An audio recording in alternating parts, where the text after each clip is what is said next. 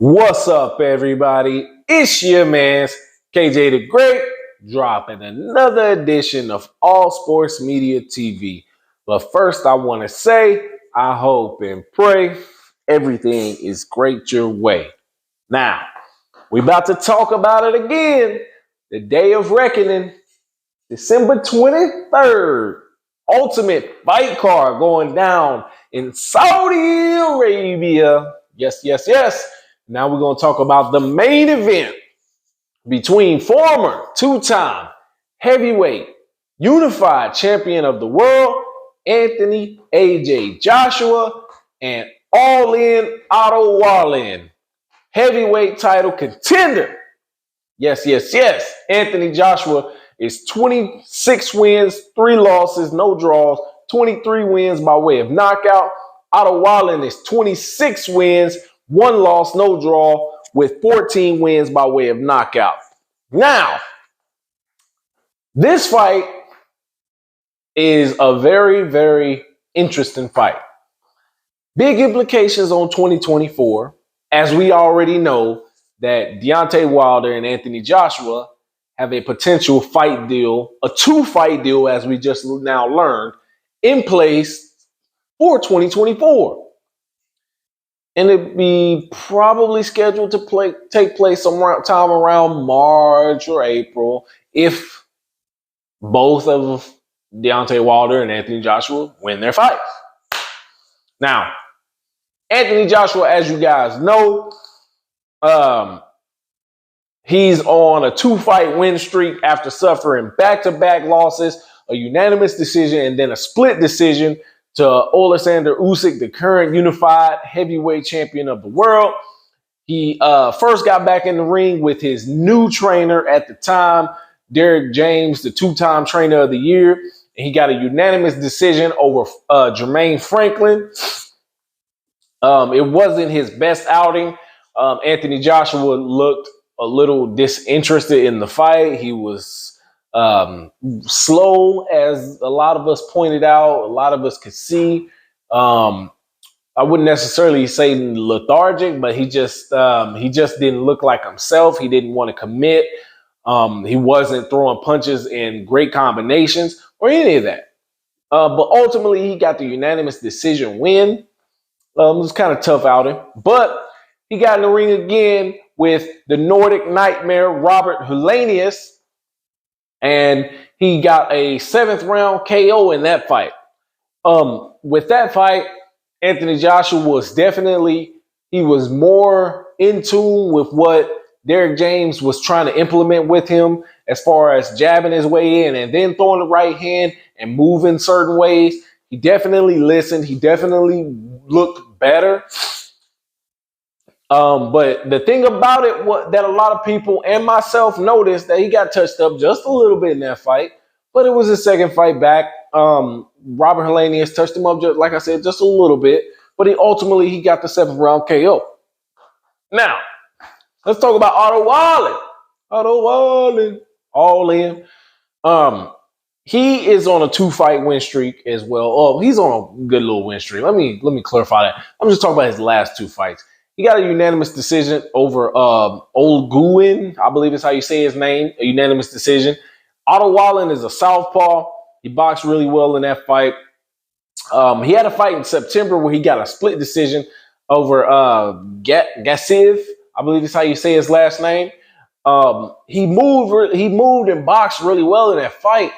He just didn't get what we are accustomed to, I would say, from Otto Wallin in that fight. As you guys know, Otto Wallin, some time back, some years back, he had a fight with Tyson Fury, where he gave Tyson Fury 47 stitches somewhere around there on his eye. He boxed probably the fight of his life in that fight. He fought hard. He fought well. He was slick up until, the cut happened, but he just didn't go in and try to open that cut up some more to try to get the stoppage, because a lot of times when you get a gash like that, a cut like that, the ring doctor, they'll look at it and they'll say, like, look, man, this is too bad. We got to stop the fight. he could have probably got it if he would have tried to target and work that cut open just a little bit more. Because Fury, when you watch that fight, Fury, once that cut was open, it was dripping down. And it was bleeding really good. So yeah. So ultimately, I want to say about this fight in particular.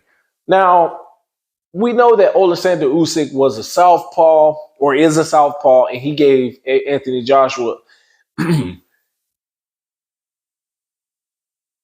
excuse me, he gave Anthony Joshua every fit you can think of as far as trying to hit a target that is constantly moving, that is slick, able to slip, throw punches from different angles, all of that. With Otto Wallin, he was able to do a little bit of that with Tyson Fury, who's a bigger opponent. Anthony Joshua, he's a bigger opponent. So on this fight, it looks to be really, really interesting. I told you guys that. It looks to be really, really interesting. I ultimately am expecting Anthony Joshua to get the win. I don't know if he will get the knockout, but I'm going to call it a knockout. I'm going to call it about 11th round stoppage for Anthony Joshua. Now, I want to say something for you guys. In an interview recently, Eddie Hearn did. He was questioned by Seconds Out, not Radio Raheem, but Seconds Out, somebody from Seconds Out, that they asked, does Anthony Joshua have a rematch clause in this fight? And yes, he does. And that's one thing I do not really like or agree with. But he has a rematch clause. So if Otto Wallin wins this fight, I think if Otto Wallin can last the distance, he could probably win this fight split decision. That's just me. Split decision. I'm going to say that. Not unanimous, split. If Otto Wallin makes the distance. Split decision in his favor. But if that happens, we can rule out Anthony Joshua facing Deontay Wilder early of 2024. That might have to happen late 2024.